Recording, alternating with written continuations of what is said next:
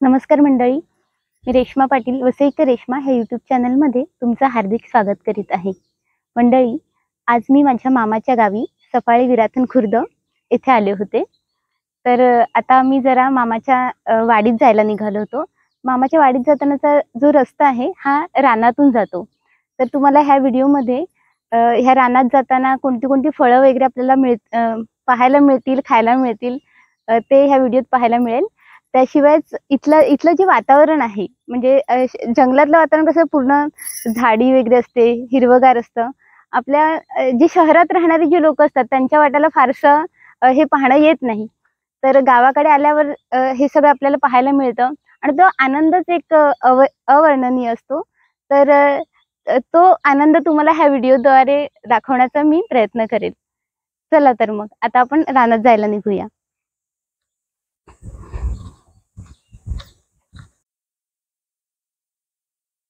रानात जाताना आपल्याला ही एक टेकडी लागते.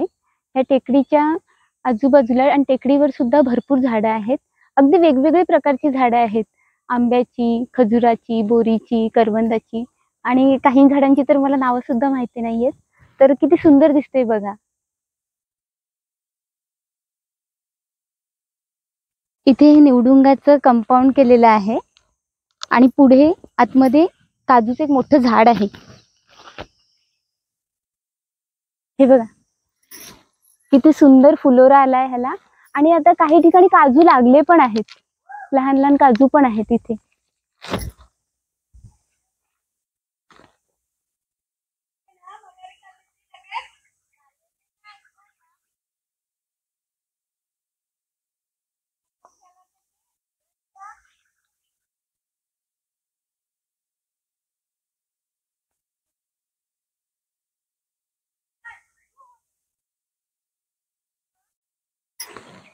हे धामणाचं झाड आहे आणि बोली भाषेत ह्याला आपण धामण म्हणतो.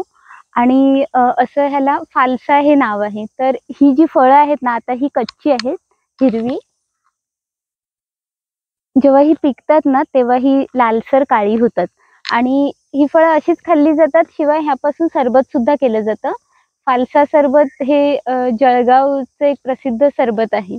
तर उष्णतेसाठी म्हणजे आता जेव्हा मे महिन्यात खूप सारी शरीरात आग होते, उष्णता होते, तर त्याच्यावर हे फालसाचं सरबत उपयोगी आहे.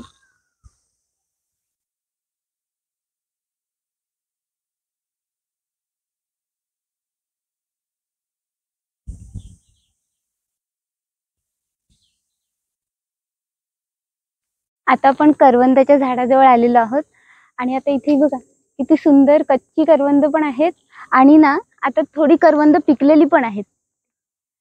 करवंदाला काळी मैना म्हटलं जाते. ही रानातली काळी मैना.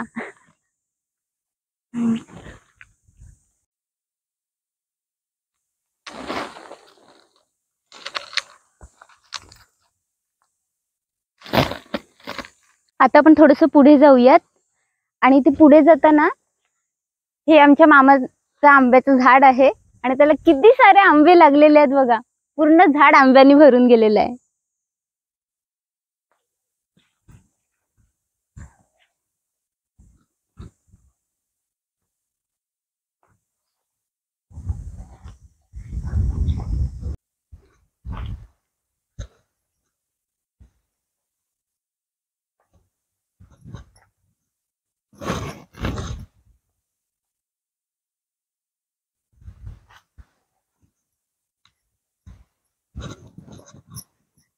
इथे इस्रायल पद्धतीने आंबा लागवड केलेली आहे.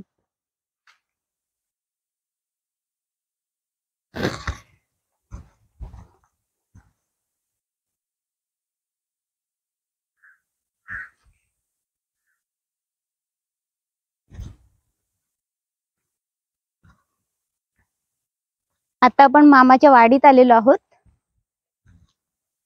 आणि इथे एंट्रन्सलाच म्हैशींचा गोठा आहे आणि त्या म्हैशी माझ्याकडे अगदी कोणतरी अनोळखी पाहुणे आल्यासारखे बघतायत. रोज त्यांना माझ्या मामाला बघायची सवय आहे ना, आज अचानक मी आलीये.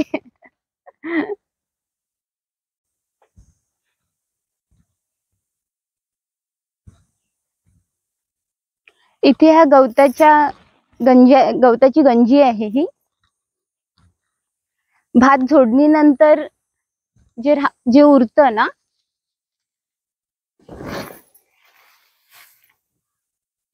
त्याच्या अशा मुळ्या बांधल्या जातात आणि त्या एकावर एक रचल्या जातात.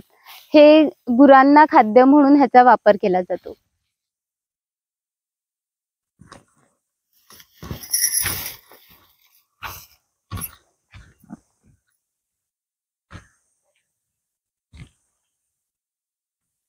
इथे पुढे हे सफेद जामचं झाड आहे. तसे त्याला छोटे छोटे जाम आणि फुलं लागलेली आहेत. पुढे इथे मस्तपैकी एक फणसाचं झाड आहे. काही सुपारीची झाडं आहेत, नारळाची झाडं आहेत. फणसाला फणस सुद्धा लागलेले आहेत.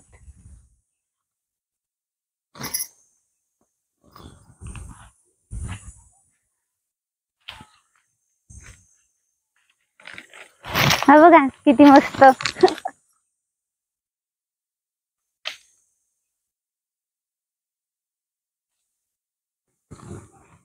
इथे पाण्याची टाकी आहे.